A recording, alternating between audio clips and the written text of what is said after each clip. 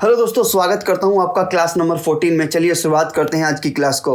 दोस्तों, जैसे आपको पता है कि हम most repetitive one word substitution को कवर कर रहे हैं, जहां पर हम देखते हैं कि जो रिलेवेंट वन वर्ड सब्स्टिट्यूशंस है या वोकैबुलरी है उसी को हम कवर करते हैं। तो बने रहिएगा साथ में। चलिए शुरुआत करते हैं। आपको पता है कि हम यहाँ पर प्रीवियसली आस्क्ड वोकैबुलरी को भी कवर कर रहे हैं। चलिए स्टार्ट करते हैं। वर्ड नंबर पहला आपकी स्क्रीन पे। दोस्तों, ये वर्ड है, इसका प्रोनाउंसिएशन देखिए। इसको व्रत नहीं पढ़ेंगे, इसको रीत पढ़ेंगे। क्या पढ़ेंगे दोस्तों? रीत। क्या होता है ना, आर से पहले अगर डब्लू आ जाए तो डब्लू को साइलेंट कर देते हैं, तो इसको हम पढ़ेंगे रीत। रीत होता क्या है? एक माला होती है फूलों से जड़ी हुई, एक गोल माला होती है। इसका क्या क्या यूज होता है देखिए। An arrangement of flower and leave, फूलों को और पत्तों का एक अरेंजमेंट होता है इन ए सर्कल, एक सर्कुलर वे में होता है ये। प्लेस ऑन ग्रेव, या तो ये किसी की कब्र पे रखा जाता है। वॉन ऑन हेड, या ये सर पे पहना जाता है। हंग ऑन डोर, या ये किसी के दरवाजे पे भी टांग दिया जाता है। तो इस रीत का अलग अलग यूज होता है, लोग इसका अलग अलग यूज करते हैं। ठीक है, चलिए यहाँ पर देखिए, हिंदी में इसको माला चक्र बोलेंगे। साउंड मैंने आपको बता दिया, डब्लू साइलेंट होगा यहाँ पे और आर से स्टार्ट होगा। रीत इसको हम बोलते हैं। सेंटेंस देखिए, during the holiday season many people hang wreath on their front door. Holiday, जो छुट्टियों के दिनों में क्या होते हैं, बहुत से लोग अपने दरवाजे पर क्या हैंग करते हैं, क्या टांगते हैं? रीत को टांग देते हैं, एक फ्लावर को टांग देता है। ये एक सिंबल होता है ऑफ वार्मथ एंड वेलकम, यानी कि ये एक वार्मथ का मतलब क्या होता है, यानी दया से या किसी सॉफ्ट हार्टेड से मीनिंग होता है, और वेलकम करने से इसका मतलब होता है। ठीक है, तो समझ गए ना रीत क्या होता है? रीत होती है एक गोल माला। ठीक है, चलिए अगला वर्ड देख लेते हैं। अगला वर्ड है एब्डिकेट। दोस्तों, एब्डिकेट का मतलब होता है जब कोई इंसान अपनी पावर को छोड़ देता है, उसको एब्डिकेट बोलते हैं। यहाँ पे देखिए, to give up the position of being king, queen और पावर। राजा बनने के लिए आप मना कर देते हो, या रानी बनने के लिए मना कर देते हो कि यार मैं सब चीज़ छोड़ चुका हूँ, तो इसको बोलते हैं एब्डिकेट। यहाँ पर देखिए कि ये जो व्यक्ति है ये इस गद्दी को छोड़ कर के जा रहा है, एब्डिकेट कर रहा है। क्या कर रहा है? एब्डिकेट कर रहा है, एब्डिकेट कर रहा है। ठीक है, और यहाँ पर कैट से याद रखिए एब्डिकेट, तो ये कैट्स के पीछे पीछे जा रहे हैं। तो एब्डिकेट का मतलब क्या हुआ?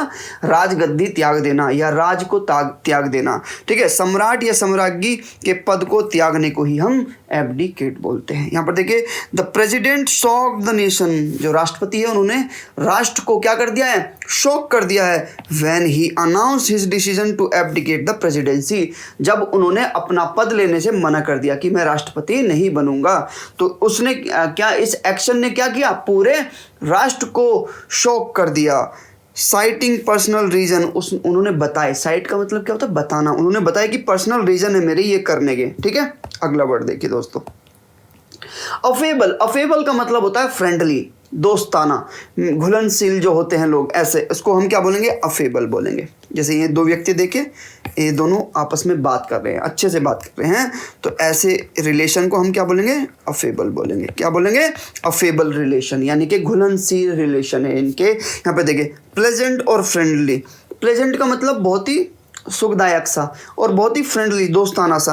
And easy to talk to, जिससे आसानी से आप बात कर सको। ठीक है, so genuine interest in other, जो जेन्युइन, सच में अच्छे इंटरेस्ट दिखाए, जेन्युइन सच्ची वाले इंटरेस्ट दिखाए दूसरे में बात करने के, तो उसको हम क्या बोलेंगे? अफेबल पर्सन बोलेंगे। ठीक है, इसको आप फ्रेंडली बोल सकते हो। और एमिएबल हम पहले पढ़ा चुके हैं, एमिएबल भी इसका एक सिनोनिम है। ठीक है, तो मिलनसान, प्रियभाषी और सुशील हम इसको बोल सकते हैं। ठीक है, साराज अफेबल नेचर, जो सारा का अफेबल नेचर है, जो फ्रेंडली नेचर है। एंड वेलकमिंग स्माइल, जो उसके चेहरे पे हमेशा एक स्माइल रहती है। वेलकमिंग यानी कि वो बहुत ही ज़्यादा मिलनसार है। पुट एवरीवन एट ईज, सबको आराम देती है, सबको खुश कर देती है। ठीक है, अगला वर्ड देखिए। अगला वर्ड है दोस्तों एम्बीडेक्स्ट्रस। एम्बीडेक्स्ट्रस का मतलब होता है जो दोनों हाथ से काम करे या दोनों हाथ से एक्सपर्ट हो, उसको एम्बीडेक्स्ट्रस बोलते हैं। दोस्तों, यहाँ पर देखिए, एम्बी का मतलब होता है बोथ, जिसको हिंदी में हम दोनों बोल सकते हैं। और डेक्स्ट्रस का मतलब होता है हैंड से, राइट हैंड से इसका मतलब होता है, या तो इसका मतलब राइट हैंड से होगा या इसका मतलब एक्सपर्ट से होगा। ठीक है, तो जहाँ पर भी एम्बी डेक्स्ट्रस, एम्बी मतलब बोथ, डेक्स्ट्रस मतलब हैंड, जो दोनों हाथों से काम करे उसको एम्बीडेक्स्ट्रस बोलते हैं। यहाँ पे देखिए able to use both hands equally well, जो दोनों हाथों को बिल्कुल इक्वली अच्छे तरीके से लिख सके या उसको यूज कर सके, उसको हम क्या बोलेंगे एम्बीडेक्स्ट्रस। दोनों हाथों से समान रूप से काम करने के योग्य जो हो उसको एम्बीडेक्स्ट्रस बोलते हैं। यहाँ पर देखिए ये व्यक्ति दोनों हाथों से लिख रहा है। एम्बी का मतलब बोथ और डेक्स्ट्रस का मतलब राइट हैंड या हैंड से होता है, यानी कि दोनों हाथों से लिखने वाले को या दोनों हाथों से काम करने वाले व्यक्ति को हम एम्बीडेक्स्ट्रस बोलते हैं। यहाँ पर देखिए द टैलेंटेड पियानिस्ट, पियानो बजाने वाला, डिस्प्ले हिज एम्बीडेक्स्ट्रस स्किल, उसने अपनी एम्बीडेक्स्ट्रस स्किल को दिखाया है कि वो दोनों हाथों से पियानो बजा सकता है। एज ई फ्लोलेसली प्लेड कॉम्प्लेक्स मेलोडीज, उसने फ्लोलेसली मतलब बहुत ही फ्लो से बहुत ही अच्छी तरीके से प्ले किया है। कॉम्प्लेक्स मतलब बहुत ही जटिल मेलोडीज़ को, बहुत ही जटिल उसने म्यूजिक को बड़े फ्लोलेसली बजा दिया है। With both his left and right hand simultaneously, simultaneously का मतलब होता है एक साथ, ठीक है, उन्होंने एक साथ दोनों हाथों से बहुत ही अच्छी धुन बजा दी है। ठीक है, चलिए अगला वर्ड देख लेते हैं। दोस्तों सब्सक्राइब जरूर करना चैनल को अगर आपने नहीं किया। मैं देख रहा हूँ कि अपनी एनालिटिक्स में, अपनी यूट्यूब के जब मैं एनालाइज करता हूँ तो वहाँ पे मैं देखता हूँ कि 70% लोग मेरी वीडियो देखते हैं लेकिन सब्सक्राइब नहीं करते, तो सब्सक्राइब कर लीजिए।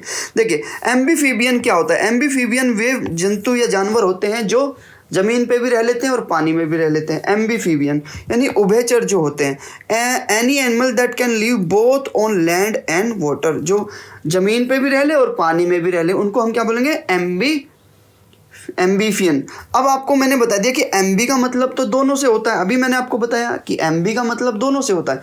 और एम्बीफीबियन कौन हो गए?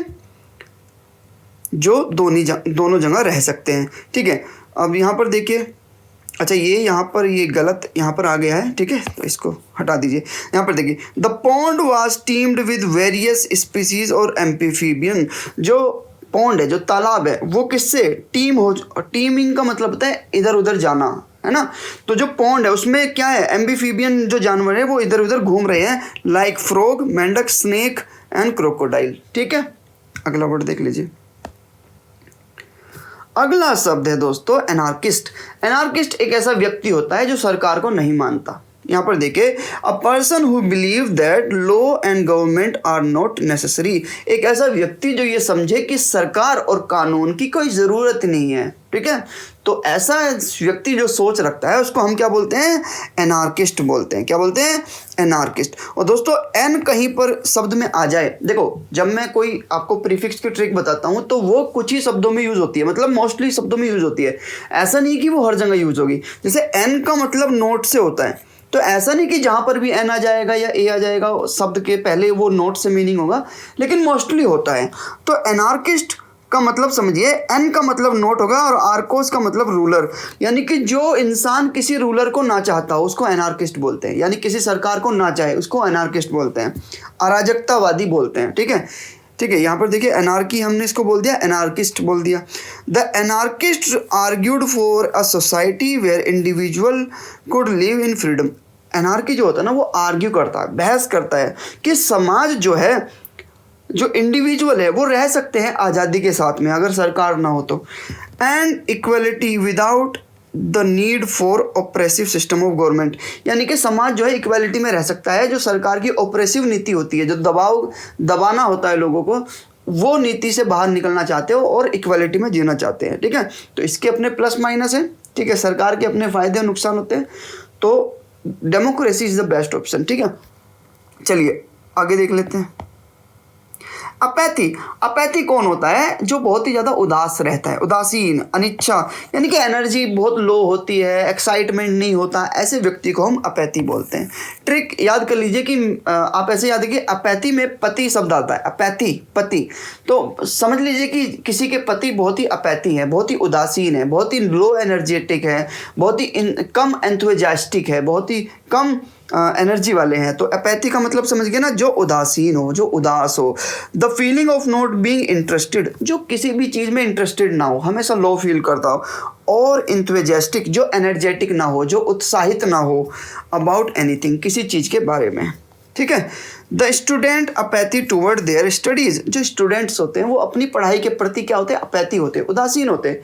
उनको पढ़ाई एक्साइट ही नहीं करती, क्योंकि उनको नहीं पता है कि ये पढ़ाई कितनी स्ट्रॉन्ग है कि इससे वो क्या से क्या कर सकते हैं। They don't have any idea. अगर आपको ये रियलाइज़ हो जाए कि पढ़ाई कितनी इंपॉर्टेंट है तो आप अपना अपैथी बिहेवियर भूल जाओगे, ठीक है। आपका पढ़ने का तरीका बदल जाएगा, फिर आप एक्साइटमेंट के साथ पढ़ोगे, फिर आपको पता लगेगा अच्छा ये चीज़ मैं करूँगा तो इससे ये होगा, फिर इसके एक स्टेप जाऊँगा, पहले मैं गवर्नमेंट जॉब लूँगा, गवर्नमेंट जॉब के साथ साथ मैं कुछ ऐसा करूँगा अपना, फिर मैं और आगे बढ़ूँगा। तो ऐसा कुछ विज़न आप क्रिएट नहीं कर पा रहे हो, तो इसलिए आपकी एनर्जी जो लो रहती है। तो आप अपैथी बिहेवियर से बाहर निकलिए, ठीक है। ठीक है, समझ गए ना। अपैथी कौन होता है? उदासीन। अगला वर्ड देख लेती, आर्किपेडेलगो। आर्किपेडिलेगो, आर्किपेडिलेगो क्या होता है?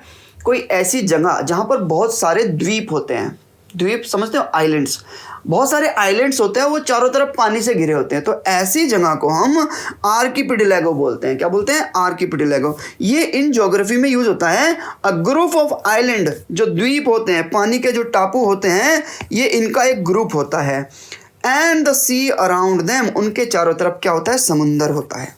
ऐसी जगह को हम आर्किपेडिलेगो बोलते हैं। आर्किपेडिलेगो बोलते हैं द्वीप समूह चारों ओर जल से घिरा हुआ जो होता है, आर्किपेडिलेगो बोलते हैं। यहाँ पर देखिए, the Philippines is known for it stunning archipelago. जो फिलीपींस है वो जाना जाता है किसके? इसके स्टनिंग आर्किपेडिलेगो। स्टनिंग का मतलब है जो आपको बहुत ही ज़्यादा भौचक्का कर दे, बहुत आपको सरप्राइज कर दे, है ना। आर्किपेडिलेगो देखकर कहा कि फिलीपींस के लोग क्या हो जाते हैं? स्टन हो जाते हैं।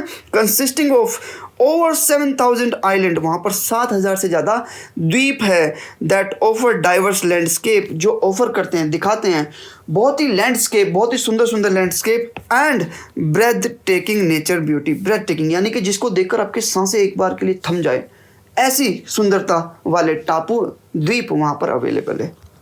इसको हम आर्किपेडिलेगो बोलते हैं। क्या बोलते हैं? आर्किपेडिलेगो। अगला शब्द देखिए, असाइलम। दोस्तों असाइलम हमने एक वर्ड पढ़ा था जब इमिग्रेंट पढ़ा था हमने। इमिग्रेंट के बाद में हमने ऐसा जो अपना देश छोड़ के दूसरे देश में चले जाते हैं, है ना। और तो असाइलम उसी से रिलेटेड है। यहाँ पर देखिए, protection that government give to people who have left their own country. Protection दिया जाता है किसी सरकार के द्वारा जब कोई दूसरे देश से अपने देश में लोग आ जाते हैं, है ना। किसके लिए? असाइलम के लिए, यानी कि शरण के लिए आ जाते हैं। उनको सरकार क्या करती है? प्रोटेक्ट करती है। Because they were in danger for political reason, क्योंकि वे किसी राजनीतिक कारण से डेंजर में होते हैं, तो वहाँ की सरकार उनको एक्सेप्ट नहीं करती, तो वो निकल जाते हैं वहाँ से और किसी दूसरे देश में शरण लेने के लिए चले जाते हैं। तो शरण लेने को ही हम क्या बोलते हैं? असाइलम बोलते हैं, ठीक है। और असाइलम के दो मीनिंग होते हैं, एक तो मतलब होता है शरण लेना और दूसरा मतलब होता है पागल खाने को भी असाइलम बोलते हैं, ठीक है। यहाँ पर देखिए, a hospital where people who were mentally ill, जो मानसिक रूप से बीमार होते हैं, कुड बी केयर्ड फॉर, जिनका ध्यान रखा जाता है वहाँ पे, often for a long time, लंबे समय के लिए उनका ध्यान रखा जाता है। तो असाइलम के दो मीनिंग हो गए, किसी दूसरे देश में शरण लेना या फिर कोई पागल खाने को भी हम असाइलम बोल सकते हैं। यहाँ पर देखिए, कुछ लोग असाइलम लेके बॉर्डर के पास खड़े पड़े हुए हैं, वो वहाँ पर शरण लेके रहे हुए हैं। The refugees sought asylum. देखो, सॉट जो है ना, ये सेकंड फॉर्म है सीक का, यानी कि तलाश करना किसी चीज़ की। तो जो रिफ्यूजी है, जो शरणार्थी है, वो किसकी तलाश में है? असाइलम की, शरण की तलाश में है। इन ए नेबरिंग कंट्री, किसी पड़ोसी देश में। Hoping to find safety and new beginning away from the war torn region. तो वे क्या सेफ्टी की तलाश में हैं और वॉर टॉर्न रीजन से, यानी कि वॉर टॉर्न रीजन क्या होता है? जो युद्ध क्षेत्र होता है, जो बर्बाद हो जाता है, उसको वॉर टॉर्न रीजन बोलते हैं। तो उस क्षेत्र से वो क्या कर रहे हैं? अवे कर रहे हैं, जा रहे हैं, दूर जा रहे हैं और सेफ्टी की तलाश में है, ठीक है। चलिए अगला वर्ड देख लेते हैं। अगला वर्ड है ब्लेस्फेमी।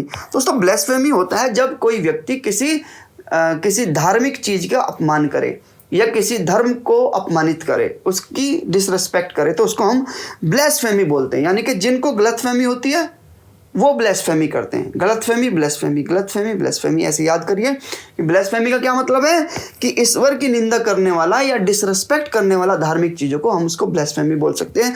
द एक्शन ऑफ राइटिंग और speaking about god in a way that show a lack of respect. कोई ऐसा एक्शन, कुछ ऐसा बोल देना, कुछ ऐसा लिख देना कि जो ये दिखाए कि आप धर्म की डिसरिस्पेक्ट कर रहे हो, उसका अपमान कर रहे हो, तो इसको हम ब्लेस्फेमी बोलते हैं। जैसे पीके पिक्चर में आप देखिए, यहाँ पर ये शिव जी के अवतार में कोई एक्टर है, तो गॉड को इस तरह से दिखाना कि वो चेयर के पीछे छिप रहा है, ये सब कुछ, हालांकि मैं एक मुस्लिम हूँ, बीइंग ए मुस्लिम मुझे ये अच्छा नहीं लगा था, क्योंकि किसी के धार्मिक सेंटिमेंट्स को अगर आप हर्ट करते हो तो मैं मानता हूँ कि ये गलत है, चाहे वो कोई भी धर्म है। अगर मेरी कोई मैं मानता हूँ कि मेरे लिए कोई चीज़ पवित्र है और उसका कोई अपमान करता है, तो ये मेरे लिए बहुत ही ज़्यादा क्या होगा, बहुत ही ज़्यादा मेरे लिए डिप्रेसिंग होगा, क्योंकि हमारे कॉन्स्टिट्यूशन में भी ये है कि कोई भी किसी के रिलीजन को अपमानित नहीं करेगा, हमारे संविधान में है।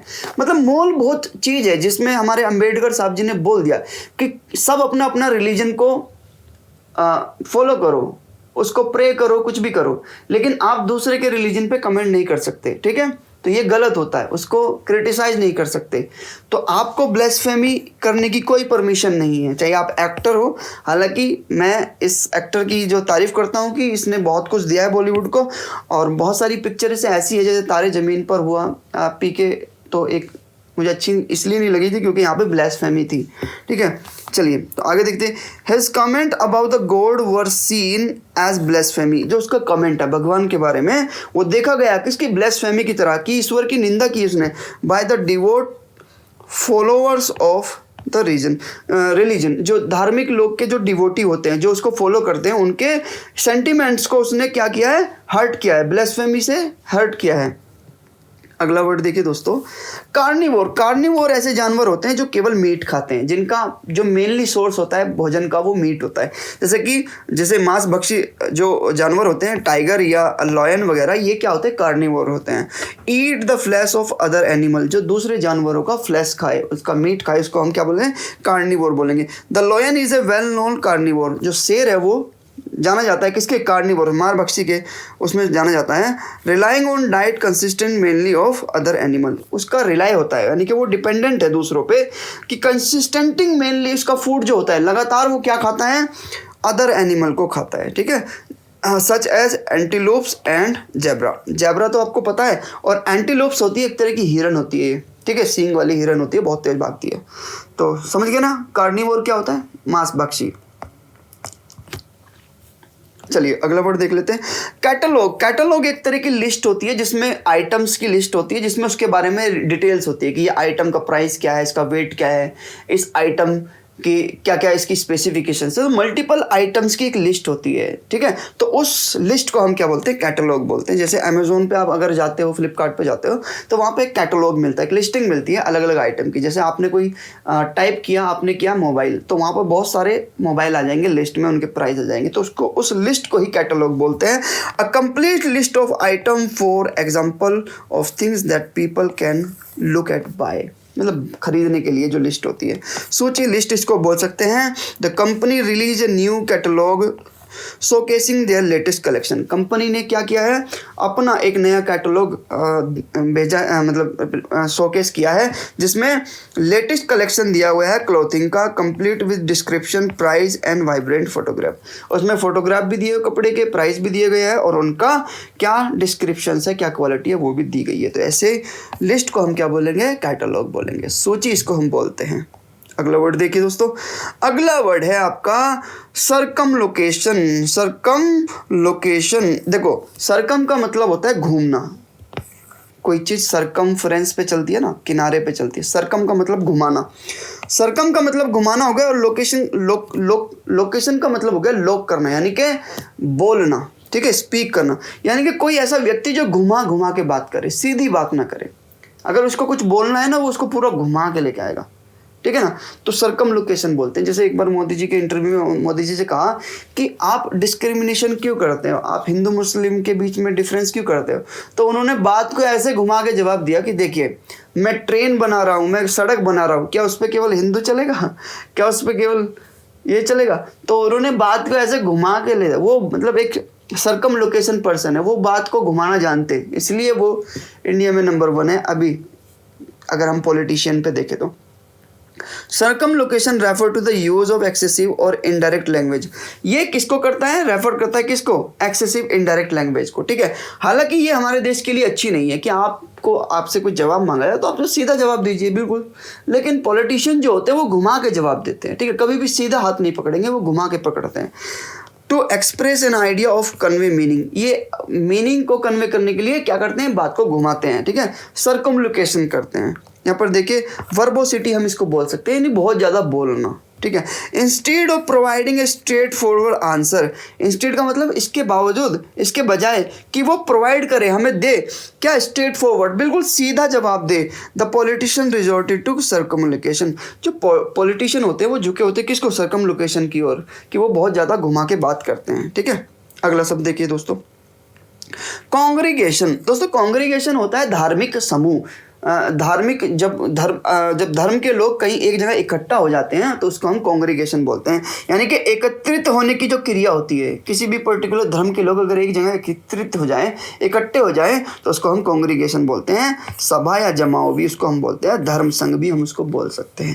यहाँ पर देखिए अ गैदरिंग और असेंबली ऑफ पीपल, यानी गैदरिंग मतलब इकट्ठा होना, असेंबली ऑफ पीपल यानी कि लोगों का जो एक असेंबली बन जाए, एक समूह बन जाए, typically for the religious worship, यानी कि एक धार्मिक पूजा के पाठ के लिए या किसी वर्शिप के लिए अगर लोग इकट्ठा हो जाए तो उसको हम कॉन्ग्रीगेशन बोलते हैं। क्या बोलते हैं, कॉन्ग्रीगेशन। जैसे यहाँ पे लोग देखिए चर्च में इकट्ठा हुए हैं तो ये एक धार्मिक क्या है, जमाव है, तो इसको हम कॉन्ग्रीगेशन बोलते हैं। यहाँ पर देखिए the congregation gather at the church for Sunday morning worship coming together to pray and sing hymns, ठीक है। हाइमन्स क्या होते हैं, मंत्र जो होते हैं वो उनको पढ़ रहे हैं किसमें, कॉन्ग्रीगेशन में, जो संग्रह हुआ है उनका, जो एकत्रित हुए हैं, ठीक है। अगला वर्ड देखिए दोस्तों, कॉर्डियल। अगला वर्ड है कॉर्डियल। दोस्तों कॉर्डियल का मतलब होता है बहुत ही ज़्यादा फ्रेंडली, बहुत ही ज़्यादा मिलनसार, बहुत ही ज़्यादा सॉफ्ट हार्टेड, उसको हम कॉर्डियल बोलते हैं। यहाँ पर देखिए जो आपके फ्रेंड होते हैं, जो आपसे बहुत ही ज़्यादा मिलनसार होते हैं, उनको आप कॉल करते हो ना, तो डायल करते हो ना, उनको डायल करते हो आप, ठीक है। कॉर्डाइल ऐसे बोलिए, वो आपके फ्रेंड है, ठीक है। वॉर्म, फ्रेंडली एंड ग्रेशियस, जो बहुत ही ज़्यादा वॉर्म हो, नर्म दिल हो, फ्रेंडली दोस्ताना हो, ग्रेशियस हो मतलब दयालु हो, बहुत ही ज़्यादा अच्छे दिल के हो। Nature it can refer to sincere and heartfelt, बहुत ही समझदार से, बहुत ही हार्टफेल्ट, बहुत ही मतलब दिल से जो चीज़ों को फील करते हैं। काइंडनेस, जो दयालु हो। पोलाइटनेस, जिनमें नर्मता हो। इन इंटरेक्शन ऑफ रिलेशनशिप, यानी कि रिलेशनशिप में जो ये सब चीज़ क्वालिटी दिखाते हैं उनको क्या बोलेंगे, कॉर्डियल बोलेंगे। आपके कॉर्डियल फ्रेंड्स हो सकते हैं, ठीक है, बहुत ही ज़्यादा खुशनुमा और मैत्रीपूर्ण। यहाँ पे देखिए इसको हम इंग्लिश में अफेबल भी बोलते हैं, ठीक है। अफेबल, फ्रेंडली, कॉर्डियल, है ना। तो फ्रेंडली के लिए कौन कौन से शब्द है याद करिए, कॉर्डियल, अफेबल और फ्रेंडली, तीनों याद रखिए। Despite there difference the neighbours maintain a cordial relationship, जो इसके बावजूद कि हम में डिफरेंसेस है, हम में बहुत ज़्यादा अलग, मतलब हम बहुत अलग अलग है, हमारे धर्म अलग है, हमारी लैंग्वेज अलग है, उसके बावजूद भी जो पड़ोसी है मेंटेन ए कॉर्डियल रिलेशनशिप, एक फ्रेंडली रिलेशनशिप बनाए हुए हैं। Always exciting pleasantries and offering help when needed, वे हमेशा क्या करते हैं, एक्सचेंज करते हैं, क्या, किसको, प्लेजेंट्रीज यानी खुशियों के एक्सचेंज करते हैं, एंड ऑफर करते हैं कि जब भी आपको हमारी हेल्प की ज़रूरत हो तो आप ले सकते हो, तो उसको हम क्या बोलेंगे, कॉर्डियल बोलेंगे। अगला शब्द देखिए दोस्तों, क्रेडुलस। क्रेडुलस आप समझिए कि क्रेडिबिलिटी एक शब्द मैंने आपको पढ़ाया था। क्रेडिबिलिटी का मतलब होता है जिस पे हम विश्वास कर सके, ठीक है, जो विश्वसनीय हो, जिस पर हम विश्वास कर सके, जिसकी क्वालिटी इतनी अच्छी हो कि उस पर हम विश्वास कर सके, उसको हम क्या बोलते हैं, क्रेडिबिलिटी बोलते हैं। लेकिन क्रेडुलस एक ऐसा व्यक्ति होता है जो किसी पे भी बहुत जल्दी विश्वास कर लेता है, यानी कि बहुत ही सीधा भोला भाला व्यक्ति को हम क्रेडुलस बोलते हैं, उसी से निकल के आया है ये। Ready to believe things and therefore easy to trick, जो बहुत आसानी से किसी चीज़ पे विश्वास कर ले और उसको आसानी से उसको ट्रिक करना आसान हो, बहुत ही पागल बनाना उसको आसान हो, ऐसा भोले भाले व्यक्ति को हम क्रेडुलस बोलते हैं। जैसे यहाँ पर देखिए इजी मनी, आजकल बहुत आसानी से पैसा कमाने के लिए लोग ऑनलाइन कुछ खरीद लेते हैं, कुछ सट्टाबाजी करते हैं, तो ये इजी मनी के चक्कर में ये ऐसे भोले भाले लोग होते हैं, ये क्रेडुलस लोग होते हैं जो इस झांसे में फंस जाते हैं, तो ऐसे लोगों को हम क्या बोलेंगे, क्रेडुलस। यहाँ पर देखिए the scammer took advantage of the credulous nature of the elderly women. Scammer कौन होते हैं, जो आपके साथ स्कैम करते हैं, फ्रॉड करते हैं। ऐसे स्कैमर जो होते हैं वो एडवांटेज लेते हैं किसके, क्रेडुलस नेचर, जिनका नेचर जो होता है ना भोला भाला होता है, सीधे साधे होते हैं, उनका फ़ायदा उठा लेते हैं और स्कैम कर देते हैं उनके साथ में, ठीक है। अगला वर्ड देखिए दोस्तों, अगला वर्ड है क्यूरेटर। क्यूरेटर कौन होता है दोस्तों, क्यूरेटर अगर कोई संग्रहालय है, कोई म्यूजियम है और उसमें कोई एक उसका अध्यक्ष है, जो उसकी देखभाल कर रहा है, तो उसको हम क्यूरेटर बोलते हैं। देखिए, a person whose job is to look after things that are keep in museum. एक ऐसा व्यक्ति जो म्यूजियम के अंदर रखी हुई चीज़ों को लुक आफ्टर करे, उसका ध्यान रखे, ठीक है, उसको अरेंज करे, तो ऐसे व्यक्ति को हम क्या बोलेंगे, क्यूरेटर बोलते हैं। यहाँ पर देखिए, ये व्यक्ति क्या है, क्यूरेटर है। ये संग्रहालय का अध्यक्ष है, जो पेंटिंग्स वगैरह है वहाँ पर म्यूजियम में, या जो भी म्यूजियम में जो भी चीज़ें हैं उसका वो ध्यान रखता है, तो ऐसे व्यक्ति को हम क्यूरेटर बोलते हैं। देखो, क्योर सबसे आया क्यूरेटर। क्योर का मतलब होता है ख्याल रखना, और क्यूरेटर वो होता है जो किसी म्यूजियम में म्यूजियम की चीज़ों को ख्याल रखता है, उनकी चीज़ों का ख्याल रखता है, उसको क्यूरेटर बोलते हैं। यहाँ पर देखिए, the curator of the art gallery, जो आर्ट गैलरी का क्यूरेटर है, अध्यक्ष है, केयरफुली अरेंज द पेंटिंग्स।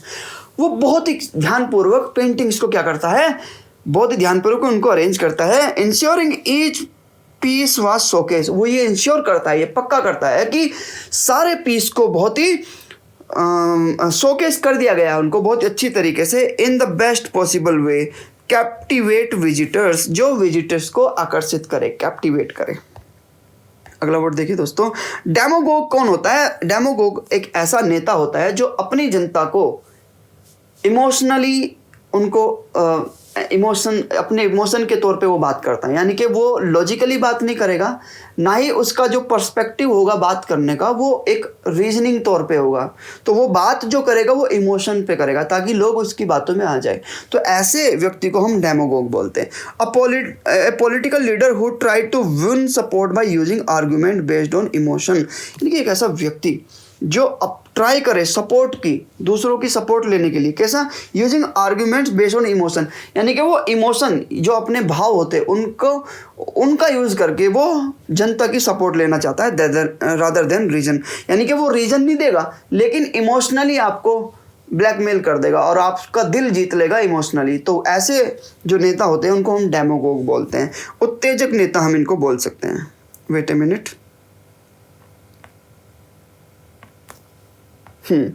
तो क्या बोलेंगे इनको, उत्तेजक नेता हम इनको बोल सकते हैं।